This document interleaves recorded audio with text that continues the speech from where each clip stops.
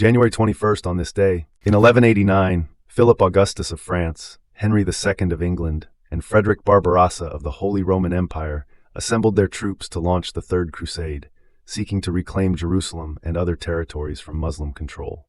In 1506, the Swiss Guards first arrived at the Vatican, beginning their long tradition as the official protectors and watchmen for the Pope.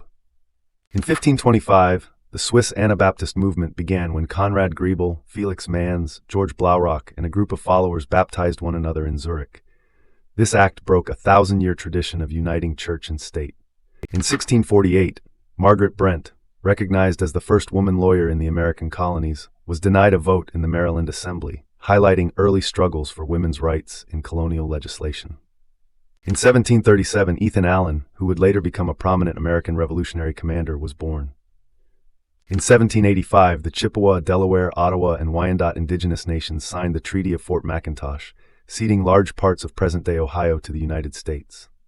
In 1789, William Hill Brown's novel The Power of Sympathy, recognized as the first American novel, was published by Isaiah Thomas. In 1790, Joseph Guillotin proposed the use of a new execution device, designed to decapitate the condemned person quickly and with minimal pain.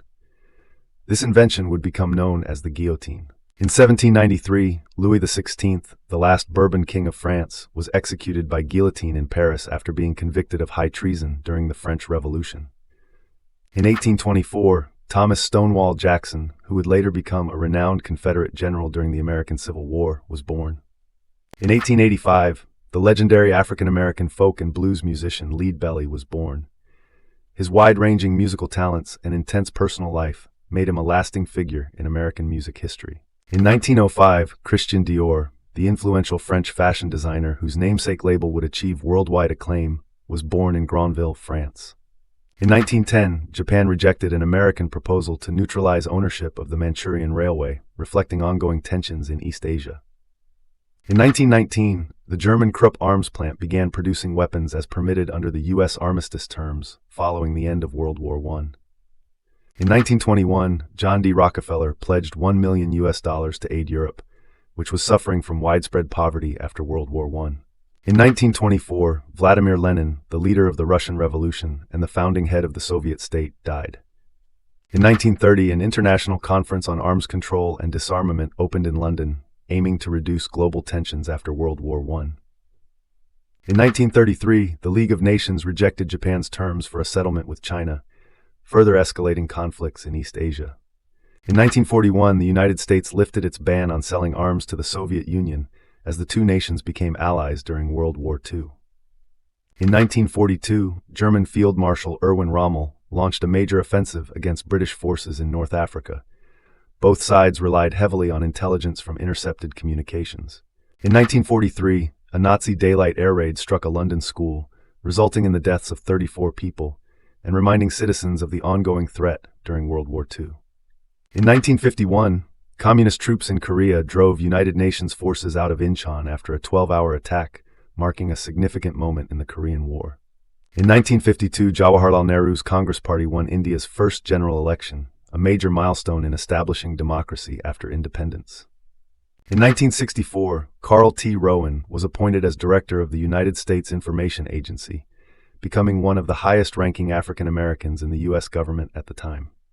In 1966, George Harrison of the Beatles married British model Pattie Boyd at a registry office in Epsom, Surrey, England. Fellow Beatles member Paul McCartney served as best man. In 1968, the Battle of Khe Sanh began at the Khe Sanh Air Base in Vietnam. It became one of the most publicized and controversial battles of the Vietnam War as North Vietnamese forces surrounded U.S. Marines. In 1974, the United States Supreme Court ruled that pregnant teachers could no longer be forced to take extended leaves of absence. In 1976, Soviet leader Leonid Brezhnev and U.S. Secretary of State Henry Kissinger met to discuss the Strategic Arms Limitation Treaty, a key step in nuclear arms control. In 1977, U.S. President Jimmy Carter urged Americans to set their thermostats to a maximum of 65 degrees Fahrenheit at home to alleviate the ongoing energy crisis. In 1990, tennis player John McEnroe became the first player to be expelled from the Australian Open due to unsportsmanlike conduct. In 1991, CBS News correspondent Bob Simon and 4 members of his crew were captured by Iraqi forces and held for 40 days during the Persian Gulf War. In 1996, a major cleanup operation began near Block Island National Wildlife Refuge, Rhode Island, to address a 12-mile-long oil spill caused when the barge North Cape ran aground and released 1.8 million gallons of oil. In 1997, Newt Gingrich became the first Speaker of the United States House of Representatives to receive a formal reprimand for ethics violations. The House voted 395 to 28 in favor of the measure. In 2008, concerns over a possible United States recession triggered a Black Monday for global stock markets. European stocks experienced their worst losses since September 11th, while Asian stocks plummeted as much as 15%. In 2010, the United States Supreme Court ruled in Citizens United v. Federal Election Commission that restrictions on corporate and union spending for independent election ads violated the First Amendment right to free speech. In 2017, the Women's March took place worldwide to support gender equality, civil rights, and other causes anticipated to face challenges under newly inaugurated President Donald Trump. It was widely considered the largest single-day demonstration in United States history. Subscribe so you don't miss tomorrow's events.